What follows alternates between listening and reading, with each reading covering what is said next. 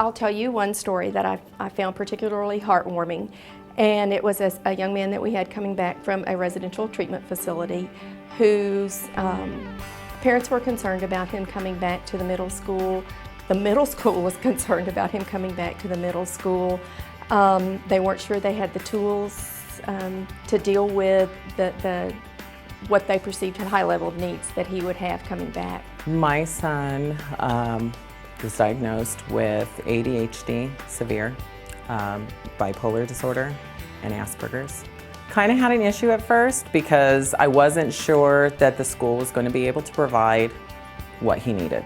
Their support specialist came in, worked with the school, set up a monitoring plan for him on Review 360. We weren't sure if he was going to be successful on his home campus or in a different placement that we have.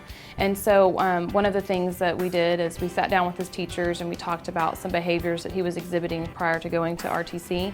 And we decided that we would document the behaviors and use the strategies as a team. We were able to look at certain behavior patterns, look at all the things that he was doing in school during the day, where he needed support, what was working and what wasn't. I think that you can get involved in negative conversations or just about behavior and not about what the student is capable of doing, what the student is successful doing, and you kind of hone in on the stuff that inconveniences you or that's a distraction. And so that it's good because you can see that if you've got objectives or if you have classroom rules that yes, they're doing a really good job in these 4 areas. It may be that they do one behavior a couple of times or maybe a lot, it depends, but they're still being successful.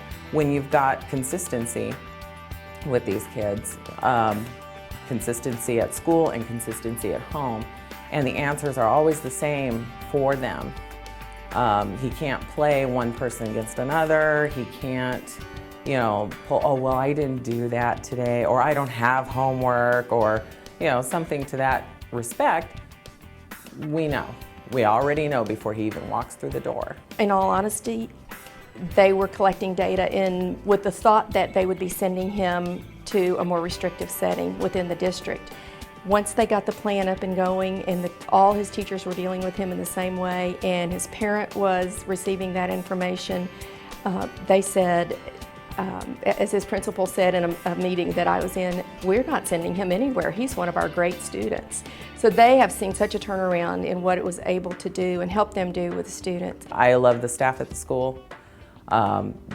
Best school we've ever been to. And with Review 360, it just makes it better.